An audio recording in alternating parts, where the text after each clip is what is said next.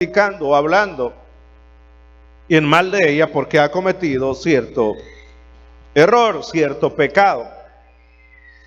Entonces esto realmente viene a ser un problema. Y decía que en la iglesia del Señor hay de todo tipo de personas. Y hay de aquellas personas que cuando ven al hermano errar, que esto debería de ser lo correcto, cuando ven al hermano pecar, deberían de dolerse en su corazón. Debería también aquella persona, en lugar de criticar, ponerse a orar por aquella persona y esperar de alguna manera que el Dios de misericordia, Padre de nuestro Señor Jesucristo, nuevamente a través del Espíritu Santo le traerá de aquella situación difícil que está viviendo y que volveremos a gozarnos juntos en la presencia del Señor. Pero algunas veces hay personas que es todo lo contrario, porque de todo hay en la vida del Señor.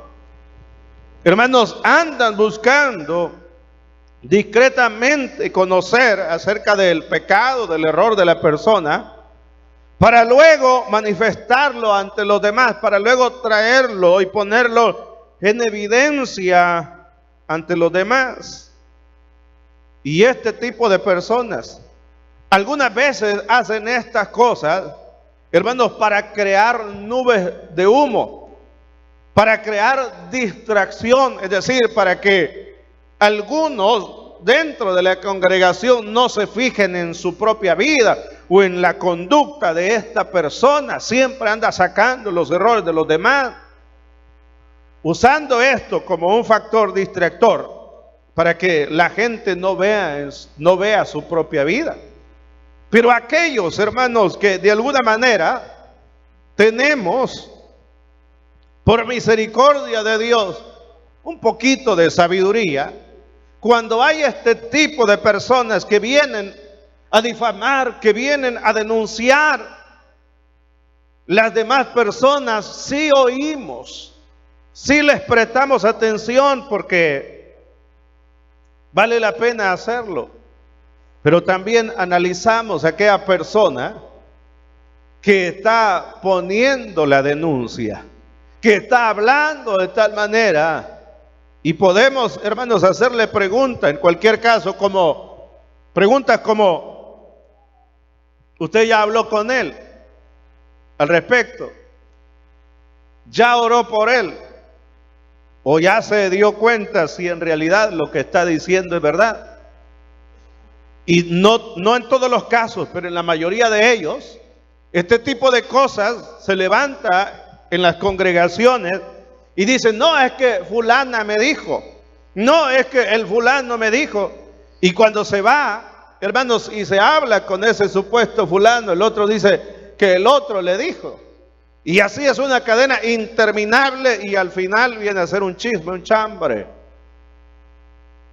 Entonces, ¿y qué es lo que provoca eso, hermanos? Contaminación. No estoy diciendo que no hayan casos reales que se dan en las congregaciones. Es normal hasta cierto punto que se den problemas difíciles en la iglesia, pero nosotros como iglesia del Señor no estamos para juzgar en el caso de emitir juicios sobre aquella persona y decir que esta persona ya no tiene oportunidad.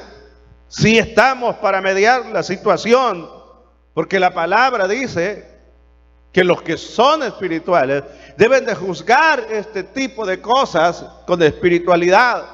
Deben de hacerlo con sabiduría, considerándose a ellos mismos. Entonces, tenemos esta enseñanza de la palabra del Señor, la cual nosotros debemos tomar. Ahora, ¿podrá hacer daño con esto? ¿O él mismo está tratando de pasar desapercibido ante los demás? Y es probable que este tipo de personas que se encargan de andar poniendo la mirada en los demás pasen desapercibidos ante las personas por un poco tiempo. Pero viene el momento en que su situación será descubierta y tendrá alguien de alguna manera que aplicarle la misma medida, que aplicarle la misma situación, porque el problema va a ser cuando aquella situación se conozca. La Biblia dice en Lucas 8:17, porque no hay nada oculto que no haya de ser manifiesto, ni escondido que no haya de ser conocido y de salir a la luz. Entonces, todo lo que nosotros hacemos en algún momento saldrá a la luz.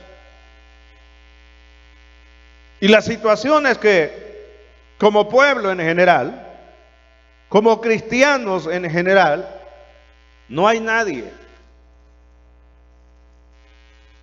o por lo menos eso es lo que la palabra del Señor dice.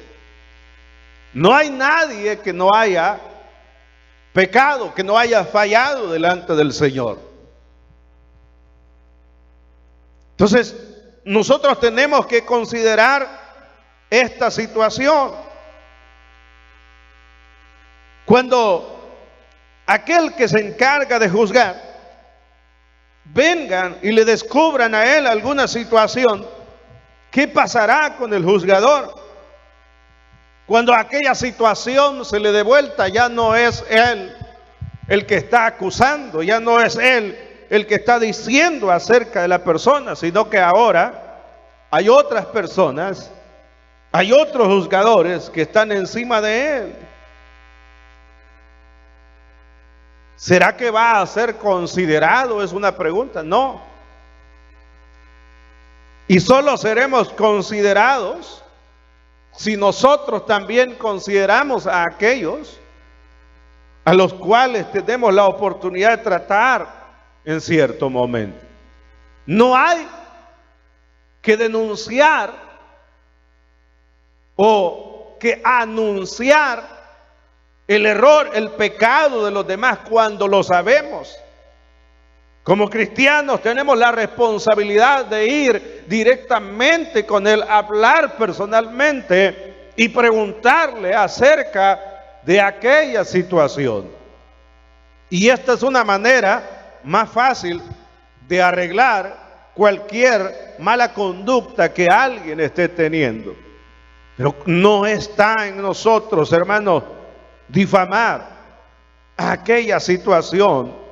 Se puede hacer, pero cuando las personas han sido, según la Biblia, han sido enfrentadas en aquella situación, está probada la situación y no quieren dejar de hacer lo que están haciendo.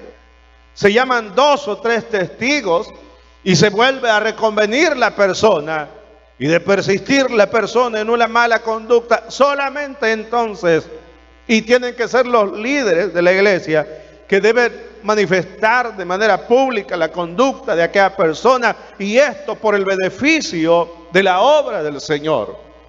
Porque debemos nosotros de recordar que la Escritura también nos dice, el Señor nos dice que un poco de levadura tiene esa capacidad de leudar o de contaminar, en este caso toda la masa, en este caso de contaminar a buena parte de la iglesia cuando este tipo de cosas no son tratadas de manera adecuada. Entonces, cuando el que es juzgador cae en una situación o es descubierto en una situación, será juzgado y no será considerado. Lo van a medir con la misma medida y aún con un poquito más para que aprenda la lección. Hay personas, hermanos, que algunas veces vienen de pecar. Vienen de pecar. Se reconcilian con el Señor. Empieza ese proceso de restauración personal, espiritual en la persona, que debe de ser ese proceso de humillación que la persona, hermano, es sometida no ante las personas, sino ante Dios. Pero algunas veces vienen las personas de cometer pecados horrendos y vienen al Señor. Qué bueno que vengan al Señor, pero cuando vienen, nomás llegan y como que si nada ha pasado, empiezan a sacarle los errores a los demás. Yo creo que la mejor manera de conducirnos en una situación de esta es vivir en humillación. Es vivir, hermanos, delante del Señor, delante del pueblo, considerando nuestra mala conducta que hemos tenido delante de nuestro Dios. Y dejemos ya de juzgar a los demás en este término, porque no nos ha llamado Dios para juzgar, sino para predicar, enseñar su amor, su misericordia, enseñarle a la gente que por causa del pecado se ha apartado. Todos nos hemos apartado delante de Dios, pero por la pura misericordia de Dios, por la muerte de nuestro Señor Jesucristo en la cruz del Calvario, esa salvación vino a nosotros porque nos amó, hermanos, a nosotros sin esperar nada a cambio. Eso es lo que la gente tiene que saber. La gente tiene que saber que el tiempo se está acortando, que las posibilidades existen, pero cada día menos, y que la gente debe de aprovechar el tiempo en estos días malos que estamos viviendo. La Biblia dice en Romanos 8:33, ¿quién acusará a los escogidos de Dios? ¿Quién acusará a los escogidos de Dios? Y hay una respuesta ahí, dice, Dios es el que justifica. ¿Sabe lo que significa aquí? Dios es el que justifica. Significa que si la persona se arrepiente, algo que muchas veces nosotros no lo sabemos, porque hay personas que hacen, hermanos, no sé cómo llamarle, el show de venir delante de la plataforma, del altar, para reconciliarse, pero su reconcilio no es genuino. Dios lo sabe, y no es genuino. ¿En qué sentido? En que se reconcilia y vuelve a caer en la misma situación. Entonces viene, se reconcilia, y muchas veces nosotros decimos se reconcilió ya, pero el reconcilio no es genuino. Y hay personas que se reconcilian con el Señor. Alguien, a lo mejor fuera de la iglesia, les ministra, ora por ellos en su reconcilio, y su reconcilio es verdadero. Y algunas veces, solamente porque no le hemos visto pasar a la persona, seguimos pensando mal, seguimos, hermano, hablando mal, seguimos diciendo que no tiene oportunidad. Al que se arrepiente, hermanos, Dios le justifica. ¿Y qué significa la palabra justificación? Significa que le libra de culpa, le libra de juicio, le libra de condenación. Hay personas que han estado en la iglesia, se han salido de la iglesia, han abandonado al Señor, han sido sometidos a una dificultad, un accidente,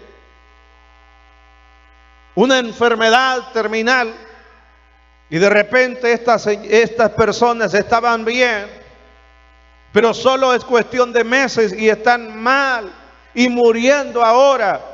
Y cuando esta persona muere sin volver a la congregación, sin volver al templo, muchos hermanos dicen, lástima que se murió sin esperanza. ¿Y qué sabe usted si esa persona se reconcilió? ¿Qué sabe usted si alguien llegó y le presentó el plan de salvación, le invitó a volver al camino del Señor y volvió.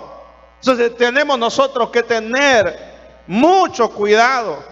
Algunas veces en las congregaciones también sucede que hay personas que hasta sirviendo estaban, de repente mueren y nosotros decimos que se fue con el Señor. ¿Quién sabe cómo estaba realmente aquella situación? Porque, hermano, la relación es íntima, es personal. Solamente Dios y nosotros mismos conocemos esa relación que tenemos con Dios. Esta mañana alguien puede estar aquí pasando como que es cristiano, pero realmente no lo es. Y lo sabe. Entonces, ¿qué es lo que realmente conviene? Hermano, es mejor que venga, tome esa decisión de venir al Señor de manera genuina y pídale la fuerza al Señor para que le dé, hermanos, la oportunidad de seguir hasta el último día de nuestras vidas o hasta el día en que el Señor venga y arrebate a su iglesia, porque el Señor viene pronto, hermanos. ¿Cuántos creen que el Señor viene pronto? Y Él viene a levantar una iglesia sin manchas y sin arrugas, una iglesia que esté preparada para volar a su presencia. El problema se da algunas veces que queremos corregir la vida de los demás, pero aquí el Señor nos manda, no nos dice que no participemos en la corrección de la vida de alguien. No, nos dice que hay que corregir nuestra vida primero, porque Él dice: esto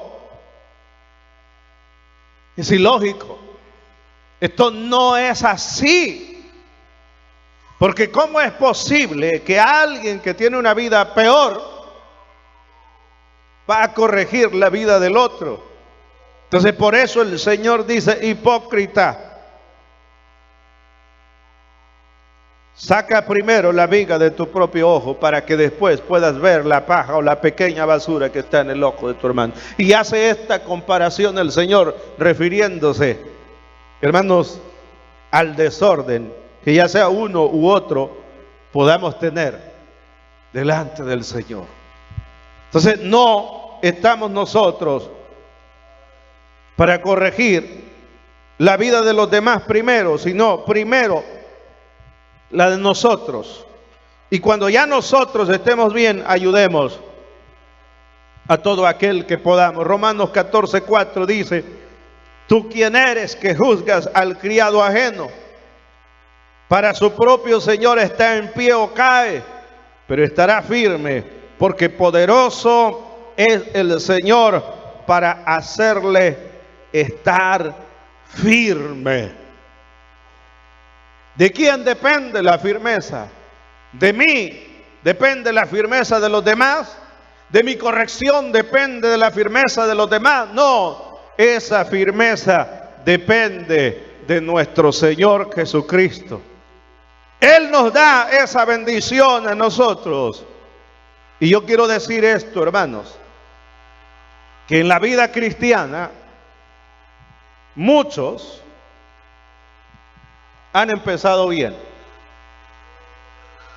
y en el momento de terminar la carrera han terminado mal.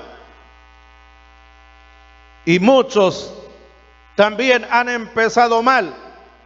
Personas que llegaron a la iglesia, al templo, y nadie les daba crédito, nadie les daba credibilidad. Nadie pensaba que podía ser una persona a quien Dios iba a usar. Al contrario, la gente decía con burla, con tono sarcástico, decían: estos nunca los va a usar el Señor en esa condición. Pero pasó el tiempo, la gracia del Señor fue abundante sobre esas personas. Empezaron a servir gradual, de a poco, al Señor, y terminaron siendo sus vidas siervos y siervas del Señor. Entonces, ¿de quién depende, hermano? Depende de mi propio esfuerzo. Yo estoy así porque oro. Yo estoy así porque diezmo, porque ofrendo. Yo estoy así porque me esfuerzo. No. Si se esfuerza y hace lo que hace, es por la pura misericordia del Señor. Entonces tenemos nosotros que considerar que la fuerza viene de parte del Señor y que no estamos en una condición buena por nuestro propio esfuerzo, sino por la pura gracia del Señor. Por eso dice, hipócrita, saca primero la viga de tu propio ojo y entonces verás bien para sacar la paja del ojo de tu hermano. Significa que nosotros ya conocemos nuestra situación. Conocemos nuestra situación y actuamos como que si estuviésemos limpios.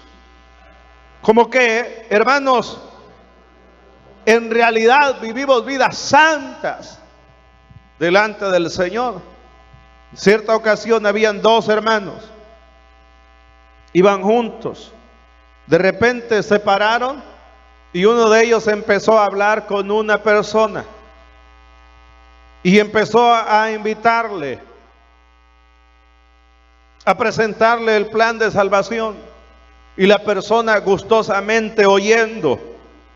Y cuando la conversación estaba interesante, cuando se veía que casi aquel era persuadido para venir al evangelio, el otro, que se había quedado callado en toda la conversación, se emocionó y quiso aportar, quiso hablarle a aquella persona, y aquella persona le dijo: usted se me calla, porque a usted yo ya lo conozco, ya sé cuál es su testimonio y es malo. Yo conozco mi condición, dijo aquella persona, pero conozco la suya, que es peor. Así que vaya primero y arregle su situación. Eso es vergüenza, hermano, para cualquier persona que profesa ser cristiano. Eso es una vergüenza. Entonces, ¿qué es lo que tenemos que hacer? Yo creo que este año 2019 se trata más de cuidar nuestra propia viña que la de los demás, y solamente tengamos la confianza que poderoso es el Señor para hacer que sus siervos permanezcan firmes. Es decir, esos somos usted y yo, amados hermanos. Él tiene ese poder para hacernos estar en pie, para que no caigamos de la gracia, de la misericordia que el Señor ha puesto. Es tremendo, hermanos, cuando nosotros ya sabemos en nuestro interior la condición de vida que estamos llevando y vivimos nosotros de apariencia. Eso, hermanos, es costoso. Eso es difícil, porque en determinado momento vamos a actuar como quien realmente somos en un lugar inadecuado para nosotros, y se nos va a caer la máscara. O sea, es bien difícil, hermano, andar aparentando, andar, hermanos, haciendo creer a los demás quién en realidad nosotros somos. Seamos nosotros mismos. Seamos nosotros mismos. Reconozcamos, amados hermanos, que somos diferentes. Reconozcamos que somos nueva criatura. Reconozcamos que es muy probable que en nuestra vida cristiana a estas alturas hayan áreas no rendidas al Señor. Y por esas áreas no rendidas al Señor hayan todavía fallas. Haya todavía esa situación que nos está molestando y que nos está impidiendo a nosotros avanzar en la vida cristiana. Pero no hagamos como que si estamos ya arreglados en todas las áreas, cuando todavía hay problemas en nuestra vida, problemas no resueltos, porque eso nos permitirá, hermanos, en lugar de avanzar, un retroceso, porque se descubrirá siempre nuestra conducta, se descubrirá siempre nuestra situación, y puede ser que ante los demás no seamos descubiertos. Pero ¿de qué sirve eso? Cuando hay un Dios que lo sabe todo, hermanos, y está viendo nuestro caminar diario. Entonces, hay una frase, y esta frase es que cuando una mentira se repite demasiadas veces, se llega a considerar como verdad. Y muchas veces los cristianos decimos, ¿cómo está, hermano? Bien. Y todo el tiempo estamos bien. Y hablamos como que si estamos bien a los demás. Les compartimos la palabra. Pero no solamente eso. Cuando hay que juzgar, metemos nuestra boca también. Y eso es un problema. Porque estamos diciendo con el actuar de nuestra vida que estamos bien. Que estamos bien. Que estamos bien. Que estamos bien. Y repetimos tantas veces esa mentira en nuestra propia vida, que hay un momento que, por ejemplo, viene la cena del Señor y decimos que estamos bien y la tomamos y tragamos juicio para nosotros, según la Escritura. ¿Verdad?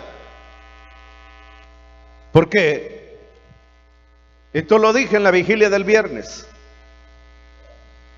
y lo voy a decir nuevamente aquí. 3 preguntas que todo cristiano debería de hacerse. Número 1, ¿quién dice la gente que soy? O la gente dirá, un gran siervo de Dios. Y la gente podrá decir, no hombre, ese hombre es un engañador. Y la gente en algún momento dirá que estamos bien, en algún momento dirá que estamos mal. Por lo tanto, lo que dice la gente debemos de oírlo, pero no debe de interesarnos tanto. Cuando digo no debe de interesarnos tanto, estoy diciendo que debe interesarnos, pero no mucho. Entonces, otra pregunta. ¿Quién creo que soy yo? Y nosotros, hermanos, cuando nos hacemos esa pregunta, cuando alguien nos hace esa pregunta, somos una misma universo. Usted ve que esas personas le hacen una pregunta y empiezan a hablar de todas sus cualidades buenas que tienen. Son las mejores personas. Ellos quieren ganar. Y muchas veces nosotros no estamos haciendo un análisis sincero de nuestra vida. Y siempre decimos que somos los mejores. Me han dado algo débil, pero es por aquel hermano que me ofendió. He andado débil por la mujer mía, hombre. He andado yo débil por el esposo, dice la señora. Entonces, ¿qué es lo que realmente está pasando, hermanos? Que nosotros no somos sinceros. Y yo estuviera mejor porque yo soy bueno, porque yo sé las cualidades que tengo, porque mis características son estas, y siempre hablamos en bien de nosotros.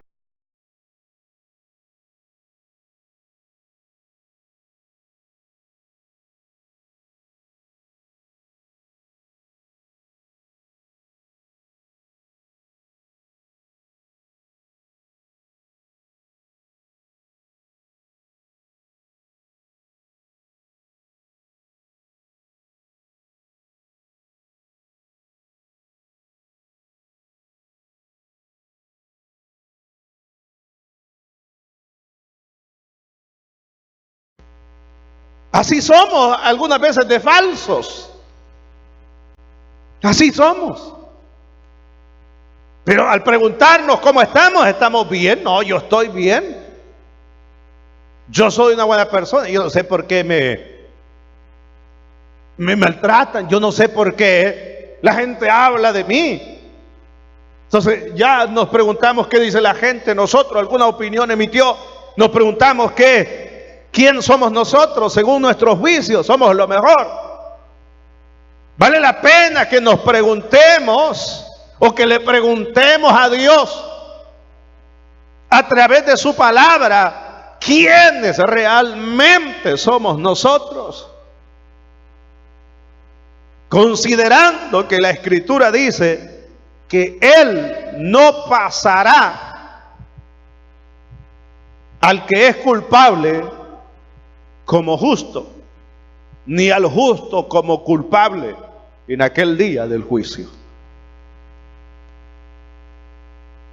Si es cierto que la Biblia dice que no nos paga conforme a nuestras maldades, sino conforme a la multitud de sus piedades y su misericordia. Pero eso es ahora, hermanos, porque la misericordia de Él sigue siendo amplia. Pero en el día del juicio sí nos pagará conforme lo que nos merecemos. Porque Él no puede negarse a sí mismo, y Él es justo y dará lo que realmente es justo a cada uno de nosotros.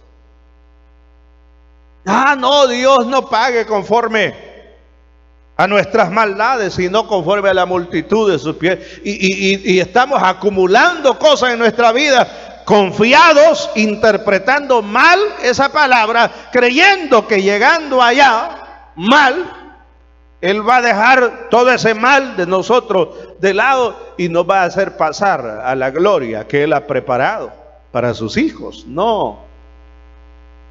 Por eso tenemos tiempo, hermanos, de arreglar nuestra vida delante del Señor. ¿Verdad? Entonces, antes que cuidar la viña de los demás, debemos de cuidar nuestra propia viña. Ese no se congrega casi, déjelo, congréguese usted. Usted congrégese. Ese no ora, ahí déjelo, ore usted. Ese no adora a Dios, ahí deje el hombre, adore usted. Porque eso es lo que nosotros debemos de entender. Y cuando hacemos eso, hermano, estamos en el camino correcto. Porque uno, la salvación es individual. La entrega de cuentas que daremos al Señor es individual. Y su esposo no la puede salvar a usted. Y su esposa no lo puede salvar a usted. Su primo, su tío, su abuelo, su mamá, su papá. Nadie. Solamente el Hijo de Dios nos puede salvar. Además, juzgar no es nuestro trabajo. Nuestro trabajo es anunciar que el Señor murió por nosotros, por todos. El trabajo nuestro, antes de denunciar, de juzgar, es, hermanos, lo que dice Juan 13:34. Un mandamiento nuevo os doy, que os améis unos a otros, como yo os he amado, que también os améis unos a otros. Es el Señor. Está escrito en Juan, en el Evangelio de Juan, pero es el Señor. Un mandamiento nuevo os doy, que os améis unos a otros. Entonces, ¿cómo yo debo de amarle? Y aquí vamos a ir terminando. ¿Cómo yo debo de amarle?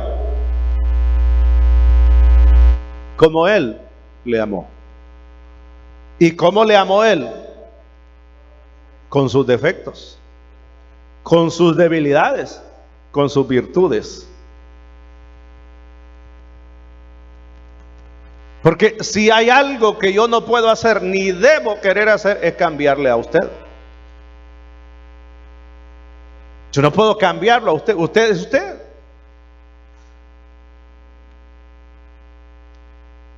No, que si cambia yo le amo, dice la esposa, si cambia. A estas alturas, si usted está casada, no debe de estar pensando si le ama o no le ama. Debe de amarlo. Igual el hombre, no, que si esta mujer cambia yo la voy a amar, no. Entonces lo que le dijo antes era una mentira, lo que prometió ante el altar era una mentira. De esa manera tenemos que amarnos incondicional, unos a otros, y que nos aceptemos tal cual somos, y que comprendamos bien esta realidad, que al final del día, quien aprobará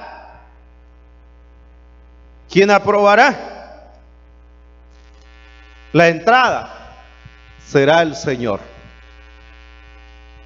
No todo el que me dice Señor, Señor, entrará en el reino de los cielos, sino el que hace la voluntad de mi Padre que está en los cielos. El que hace la voluntad de mi Padre que está en los cielos. Muchos me dirán en aquel día, Señor, Señor, no profetizamos en tu nombre, y en tu nombre echamos fuera demonios, y en tu nombre hicimos muchos milagros. Entonces les declararé, nunca os conocí, apartados de mí, hacedores de maldad.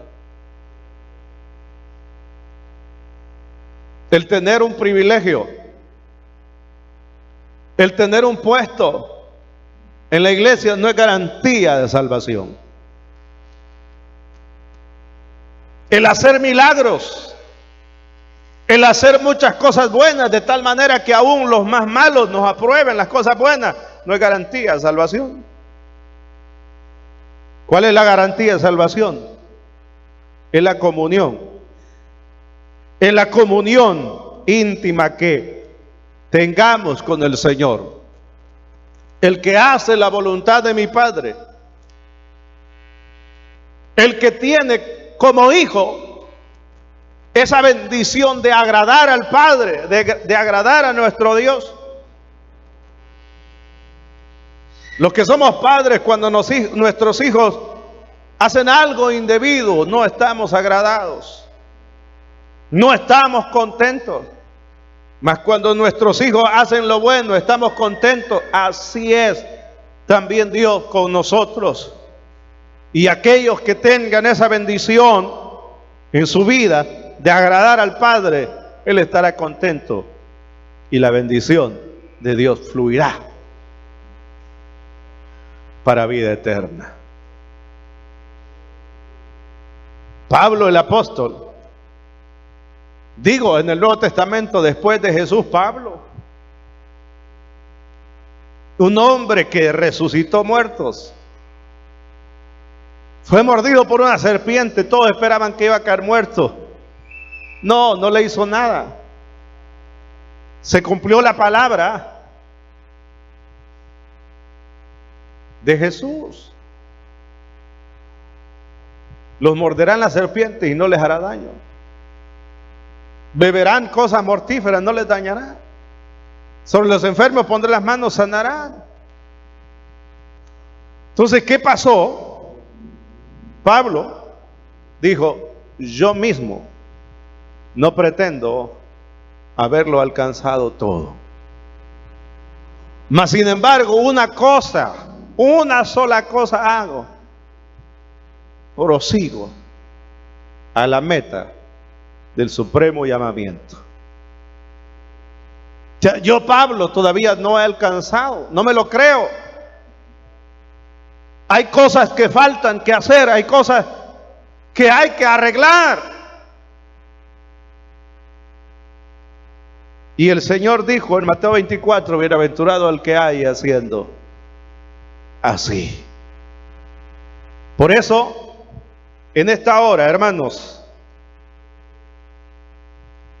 hay una invitación para aquellos que quieren reconciliarse con el Señor hoy. Yo no sé su situación. Dios sí la sabe, usted también.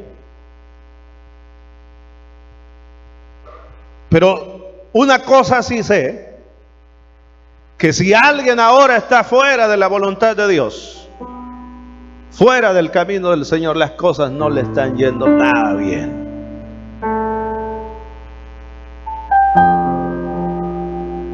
Pero alguien dice, no, pero a tal persona le va bien. Es más, algunos dicen, no hombre, hoy fuera del Señor a mí me va mejor que antes en la iglesia. Ese se llama bastardo del Señor. Mas sin embargo, aquel que no le va bien, de mal en peor, de una situación en otra, óigame, Dios tiene un plan maravilloso para usted. Él está llamando. Con esas situaciones difíciles, Él le está diciendo, ven a mí, ven a mí. Porque aquí es donde perteneces. Dios bendiga, Marvin. ¿Hay alguien más que quiera hoy venir al Señor? Oraremos por usted para que el Señor obre maravillosamente en su vida. Yo no sé su condición, yo no sé su situación, pero el Señor la sabe. Y no soy yo, sino Él es que abre sus brazos para que usted venga al Señor en esta mañana. Aquí hay más personas que necesitan reconciliarse con el Señor. Y yo creo que no le debe dar tanto larga al asunto. Este es el momento. Este es el momento de Dios para su vida. Porque Él es bueno. Porque Él murió por usted. Él murió por usted. Él murió por usted. Y vale la pena que consideremos ese sacrificio que Jesús hizo en la cruz por cada uno de nosotros. La pregunta es, ¿va a seguir así en esa situación? ¿O va a venir hoy al Señor?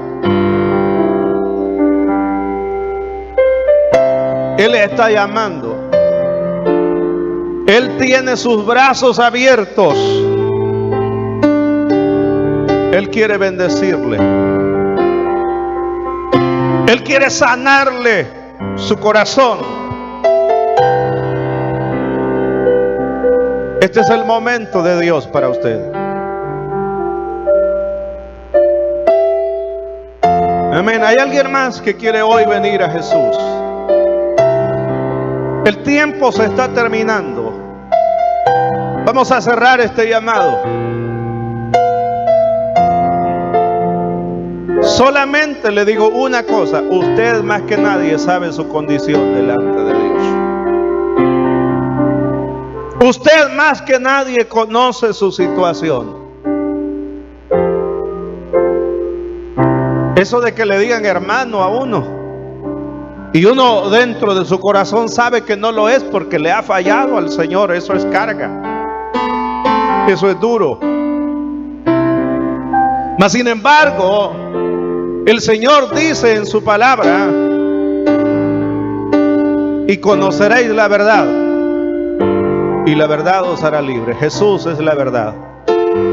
Jesús es el camino, la verdad y la vida, y nadie viene al Padre sino por Él.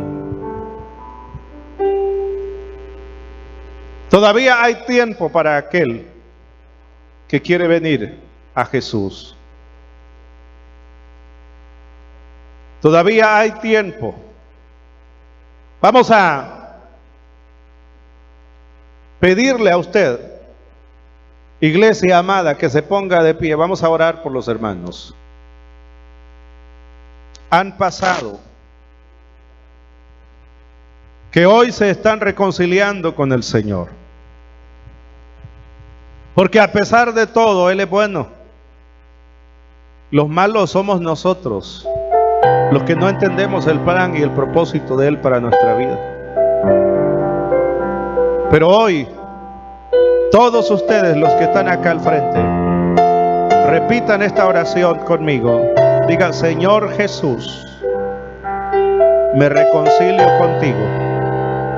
Perdóname. Yo quiero ser diferente.